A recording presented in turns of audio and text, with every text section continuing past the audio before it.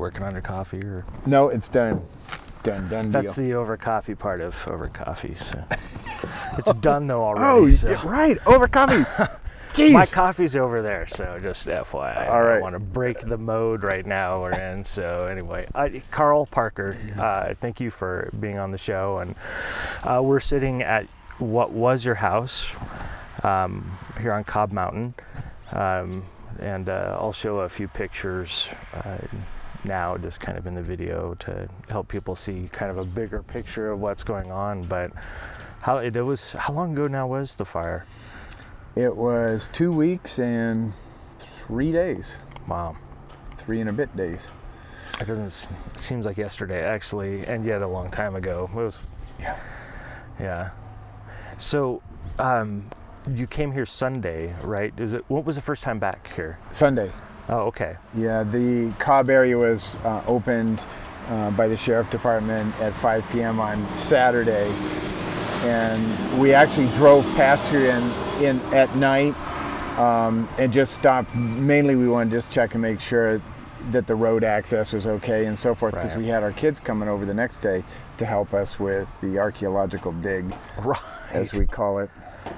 Yeah, you have sifting through the rubble. Your artifacts, as it were, over there on the steps. Yes. How long did you? What was your first thought when you came upon it in the light of day? You know, we'd seen some pictures. We went for about a week, and we didn't even know, did the house survive, did it not survive? It was kind of hard to imagine from other pictures that we'd seen sort of in the general area that it had survived, but you know, you hold on to hope. And then a friend, actually, my former wife's husband, stopped by here. He was doing work in the area, and he stopped by, and he knew that we didn't know, took a picture. He'd actually helped us build the place. Oh, no kidding. It's unbelievable. But he stopped and took a short little video and sent it to us. So we knew for sure that it wasn't there. And then the insurance adjuster came up, and I guess they had access before anyone else. And he took a bunch of pictures, and we had a meeting with him later that day. And, you know, it's sort of like, you know, I'm really sorry to have to show you people this stuff, but we saw the pictures, but seeing the pictures was a whole different level of reality from coming here and actually seeing. Right. You know, we sort of said, sort of akin to knowing that someone you love died, and then going maybe to the funeral home and you know, viewing the body, or even being in the hospital or the home when the person dies, and you're just, you know, really getting the reality of that idea. Yeah. So it was, when we got here, I can't even say what my thought was. I mean, it was just like, you probably don't want me to say the word that came to mind, but it starts with F and ends with K. Right. And it was just like, that was the only thing. It's like, yeah, you know, yeah. So it was just like the overwhelming, overwhelming. Yeah. There aren't really any words, and you know, you'll see people post that on Facebook when they see pictures, you know, and they're, you know, reaching out in love, and there's there's no words. What can you say? What can you even think? Yeah. It's just, yeah. Did you? Was it you and your wife Linda, or were there other people that came with you on Sunday? Linda and I came separately. One of our kids, with the exception of her daughter, we have 4 children.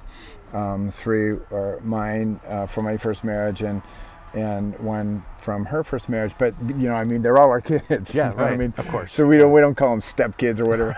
So Yeah. our 4 kids, but Linda's daughter is 5 months pregnant.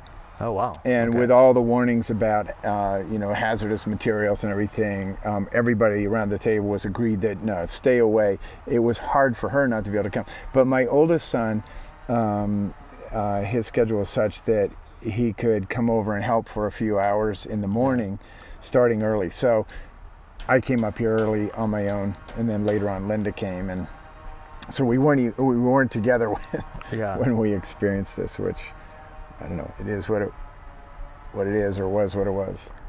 But yeah, so when I first arrived, actually, I was here, I think it was about 7:30. And, you know, slowly the sun was coming up. And I had some alone time here. Yeah. And just kind of wandered around and, you know, tried to let it in a little bit. Shed many tears. Walked across the road to the church across the road. And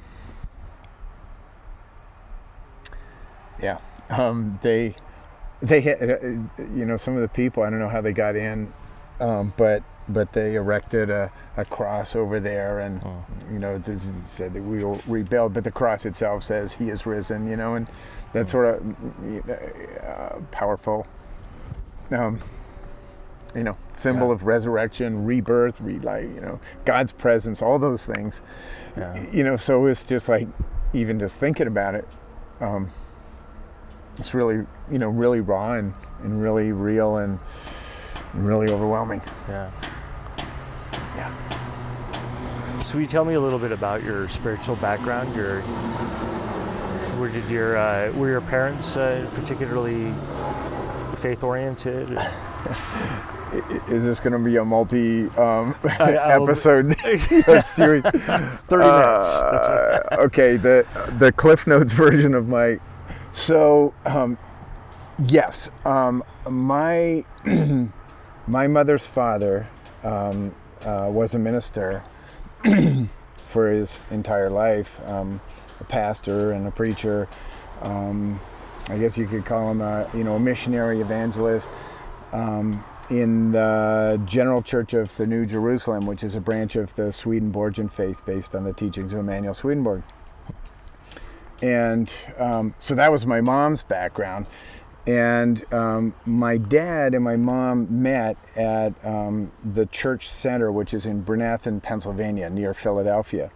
Dad had gone there for college. He met and subsequently fell in love with my mom. And they moved back to Toronto, where my dad was from, and you know, built their life there. I was just telling someone about, you know, my mom and dad, they just celebrated their 62nd wedding anniversary. Wow. And they've been going to the same church, you know, their entire adult life. No kidding. Yeah, and that particular faith tradition placed a lot of value on the importance of education in, you know, in the Word.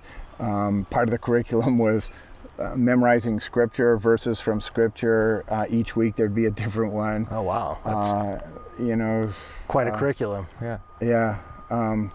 Yeah, it was incredible. So anyway, so from kindergarten to 8th grade, I went to the church school that was in the church that I worshipped.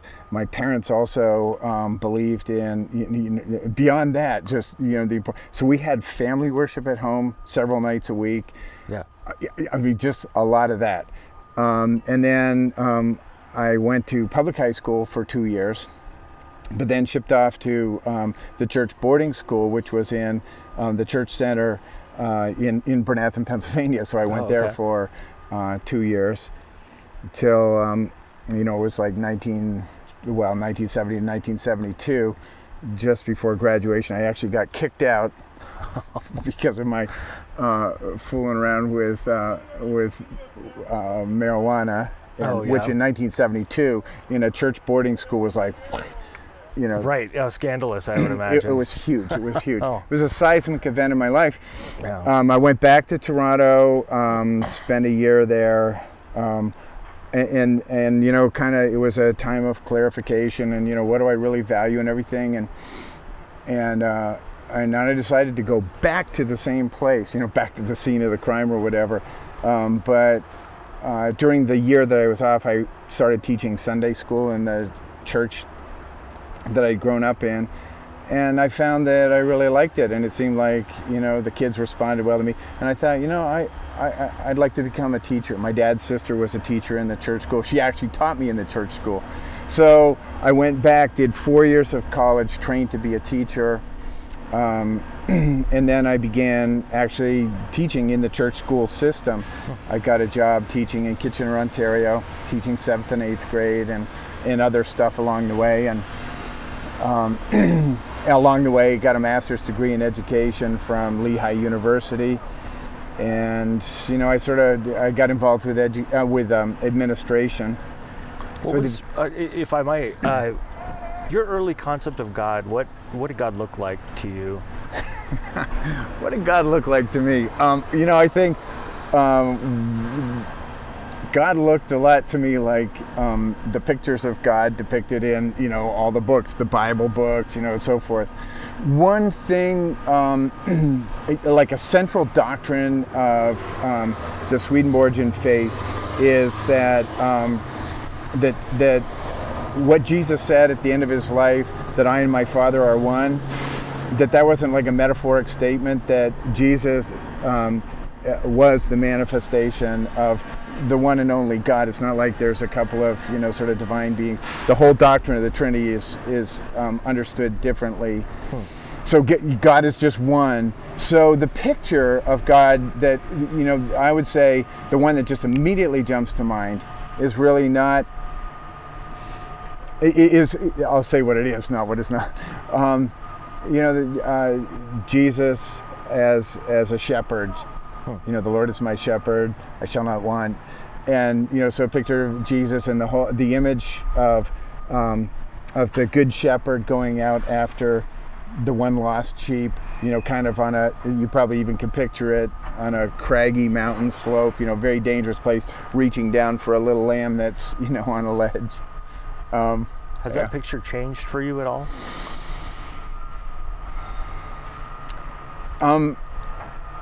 Probably in ways, yes, but in other ways, you know, at some, you know, deep core of my being that works for me maybe better than ever before. I was just talking with a friend who's a minister in Unity, and she was going to be preaching, giving a message about the parable of the prodigal son.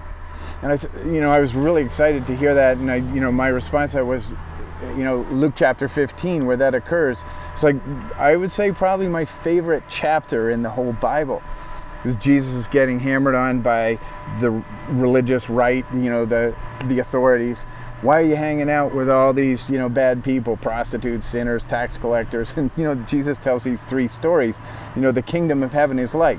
And the first one is, kingdom of heaven is like a shepherd who has 100 sheep and he loses one. And he parks the 99 and goes out looking for the one. And, that message of redemption and a love that goes out in search of the lost and the lonely and the lame, and then I was just talking to Linda about this, and then in the parable of the prodigal son, which is pretty well known. I'm sure know it really well. Right, of course. But that part where the son has that turning point, and he says, I got to go back and I got to just throw myself on my father's mercy and just ask to be just a servant. But the father won't hear anything. And I think the words in the text are, but his father, seeing him from afar, ran to him and fell on his neck and kissed him. And that image, and I understand the father in that story to be, Jesus talking about God and our relationship with God, and seeing his son from afar. So we have this image of the father going every single day that his son went off on this, AWOL, right. Thing that he did, just never giving up, always searching for his son's return and sort of living with that hopeful expectation that would happen. Yeah. It's just like incredible. So what is there a major event in your life that maybe shaped most significantly your current position or belief or faith?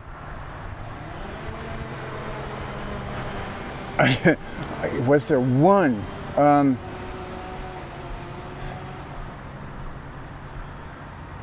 Probably a year or two from now, when if we did a sequel or a follow-up, I'd probably be saying that this is it.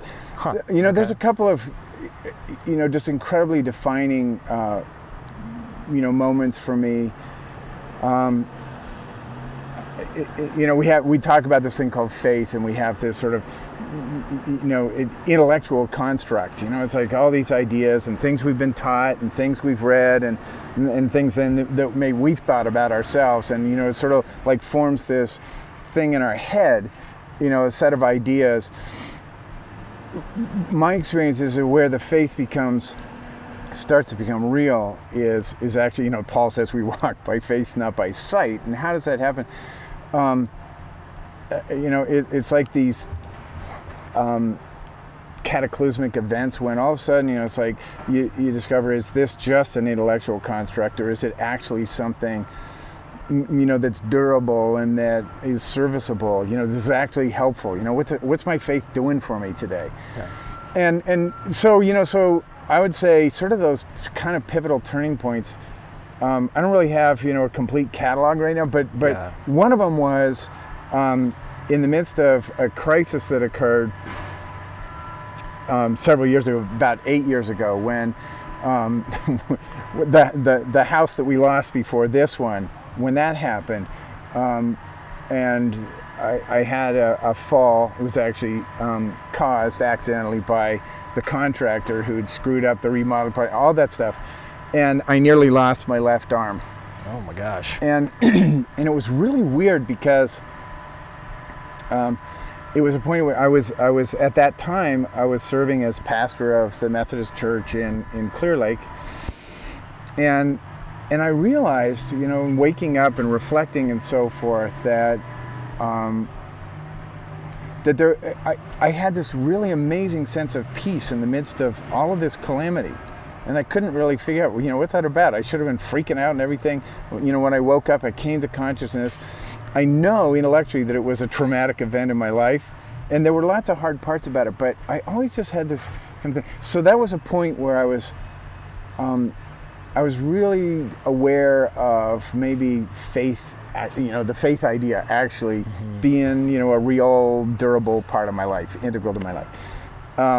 And I reflected on that afterwards, and I wondered, well, what was I thinking about that? Sort of how did that day start? And I do these daily devotionals, and I went back to what was the devotional for that day, and the text was a line from the 139th Psalm, which is, where shall I go from thy presence? Where shall I, and then if I ascend into heaven, you are there. If I make my bed in hell, behold, you are there. If I take the wings of the morning and dwell in the uttermost parts of the sea, even there. This whole, message about how, we can squirrel around to do all the things that we do, but, God never. It's like that Father looking on the front and knowing where we are and loving us despite all and everything, and being there. And that whole thing, if, all I have to do, which is no small thing, is tune into that, and really live as if that's really true. It's no small thing, but that was a point. What now? Yeah. If I may, I was going to ask, what's hitting you hardest right now? I mean, obviously, this, but what is there something about this situation or within this whole experience that's the hardest to deal with right now? Let me just answer that by stepping back to, so the next really super seismic event led to us being here, which was, we actually lost the house that almost caused the loss of my arm and all of that. And so 2 years ago, I actually had to leave my work in the churches because we were losing our house to a bank. It was all just part of, the mayhem that happened. Yeah. Pretty soon there's a documentary, a film coming out called 99 Houses or something like that that's all about this, but we just, in the end, we had to to let go. I mean, it wasn't an easy thing. We bled ourselves white to be there, and the main reason for going to Clear Lake, Linda didn't want to live in the other house we lived in up in Cobb, which also burned in the fire. is a sad irony. It's just about half a mile from here, and it was a lovely place. Beautiful home. She didn't want to go, but in the end, she did, and we went, and it just went south, and it was, and the reason that we went is because after a couple of years of serving the ministry there, I just became filled with a conviction that if I was truly going to serve that ministry, I needed to be in the community that I was serving. Yeah. So when the whole thing went south, almost from the moment that we touched ground there, just things started, falling apart. I mean, like really bad things, bad at least on the material world. So there I am, and I'm being paid to teach people about, living from faith and making the choice to let God work in your life, and even trying to, shed some light on who is God anyhow, and how do we understand these scriptures, all that stuff. But in the meantime, my life is unraveling. And by the time our financial advisor said, look, you need to, I hate to tell you this, but you have to leave, you have to give up, you have to stop. And we went for a year in denial, trying to negotiate stuff with banks and praying for, I know you're not supposed to pray for stuff, but we were praying for, Right, yeah. If it be possible, let this cup pass from me, Jesus prayed that. Right, and it just wasn't happening.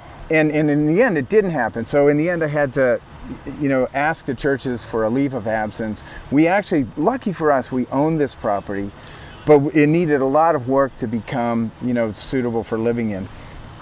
So then the churches were great. Oh, sure, we're so sad this has to, but yeah, go do that. Do what you need to do. Right. So there I am, and I'm working on this, but I got 3 months into it. I wasn't anywhere near completion, and I realized I have to step down from and by that point I was working in 2 churches, serving 2 churches. Wow. So we did that, and there was all this existential angst and really crisis of faith. I'm walking around like Tevier, would it be so hard to just like fix this? Yeah. I gave up all this stuff, left our life, to try and, do what I understood to be your will down here better. This is a huge argument with God. I was very depressed, all this stuff. And loss of my job, loss of my work. I thought I was supposed to be doing that, being a pastor for the rest of my life. Right. It was bad. But anyways, so that was the loss of that. And really at times, it was very, the best word that comes to mind, I hope it's okay, is just pissy. It was just like, I was not graceful. Yeah. I did my best, but I was not graceful. Anyways, so fast forward 2 years, and we got through that. Along the way, I'll just mention parenthetically that a dear friend who identified herself as a Buddhist and always, made it clear to me, I don't want you to try to convert me. And I said, I'm cool with that. I'm totally cool with that. I can learn a lot from you. She gave me this book called Broken Open, How Difficult Times Can Help Us Grow, by a woman named Elizabeth Lesser. And it truly was like this huge blessing. And so Linda and I, we crossed this bridge, we moved up here, we went through this whole process of, feng shui and simplifying and letting go of tons of stuff. And we got here and we sort of settled into this much smaller, much simpler place to be, much more humble. We call it Habitat for Humility and stuff like that. And then as time went on, we actually almost just starting about a year ago, we did this 4-month book study with this group of friends that really wanted to, kind of do something together. And we went through Broken Open, chapter by chapter, week by week. And it was this really powerful experience. And Lynn and I were thinking it was what that was about a lot was sort of to understand and grieve and heal the loss of the first house that led us there. In this moment today, I'm understanding that it was a really important preparation for what was about to happen a couple of weeks ago. Yeah. And that brings me up to really the answer to your question. So here we have, now we've lost the second house and we're in the early stages. I might be in the denial stage or whatever of grieving. But it feels really different. I'm not shaking my fist at God, and I'm not really even asking, just like, why is this happening or anything else. What I'm totally aware of today, in touch with the reality of the loss, and in touch with some deep feelings of anger and frustration and all that stuff, the baseline for me is really this inexplicable kind of peace. Yeah. It's like something happened, something really shifted deep down inside through all this process. So this loss of a house is really different from the last loss of a house. Even though this house, we were sort of saying, all the stuff, people say, oh, it's just stuff, thank heavens, you got your life. And that's really true at some deep level. It is all stuff. Yeah. Don Henley was right, in that line in the song, never saw a hearse with a luggage rack. Right. We have to give it all up. We do. But everything that was in here, every picture on the wall, every book on the bookshelf, every single thing, sort of had gone through this matrix. We held it in our hands and we said, we value this. It reminds us of something important. And so it made the cut and it got here. So everything that was in here was the stuff on the top of the sieve. Oh, wow. Okay, yeah. So the stuff that we really cared about deeply. I mean, the photo albums of, and the fire happened so fast and so violently, there was no opportunity to, we just got a tiny handful of things. Yeah, so that's really hard, but I don't know. We've just been carried along by, this, I'll call it a tsunami. Just this tidal wave of loving concern, everywhere we turn. Not just, friends and family, but people in the community, and way beyond the community. On Sunday when we were here sorting through the rubble, we had people from the sheriff's department stop by, guys from CAL FIRE stop by, several times the Red Cross, different people came by. Do you need anything, any water, any tools, any this? Do you want help moving anything? Linda's a grief counselor. Her work is sitting with people, in the immediate aftermath of losing their loved ones through hospice, and so this is like, incredibly hard for her. But there were a couple of people who just showed up, and so the grief counselors were counseling the grief counselor, and somehow that just all felt to me like love. You and Corrigan, coming on that very first night, and there was food there. And you guys are scrambling about, and you get bedding, and you set up Wi-Fi, which seems like such a goofy. Not right, but it was really important, and it really felt like just pure love. So we got to have, and we continue to get to have this feeling in the midst of it all, this experience of just pure, unconditional, compassionate, merciful love. So I'm feeling like God, as I understand God, is showing up in my life, and I've believed this for a long time, but it's not an idea now, it's like really real, showing up in my life in and as and through people. Yeah. So I wouldn't wish any of this on my worst enemy. I don't have any worst enemy. I don't think I have any enemies that I know of. Really. It's not like I have this pure life, but it's like there's nobody I can, but I wouldn't wish it on my worst enemy if I had one. But it almost kind of feels like it's worth the price of admission. Yeah. Catch me in, a day, a week, a month from now, and see if I'm, kind of feeling that way. But that's just, yeah, it's weird. It's weird. And I wouldn't say, I even wrote a thing on Facebook last night because I was really entitled. I'm driving down Highway 29 after signing the lease for the new place that we're about to move into, and I'm feeling like, wow, what a blessing, that this woman who had this house, and she heard that, all the displaced people in the fire, and she wanted to help, and she got in touch with a mutual friend. Do you know anybody who might, and so that got us into, so we signed a lease last night, and it was just felt like such a blessing, and really so quickly. I know that there are so many people still in tents and all that stuff, so why do I get what I get? It's like, I don't know. I didn't do anything to deserve it. So there's that. And then I was thinking about, we actually are some of the people in this community who are lucky enough to have insurance, and the insurance actually is helping with the resettling, relocation, all that kind of stuff. So I don't have to worry about. There's a whole bunch of people don't have insurance and don't have any clue how it's going to all work out for them. So I'm driving down and I'm kind of feeling that, but then all of a sudden, just I started thinking about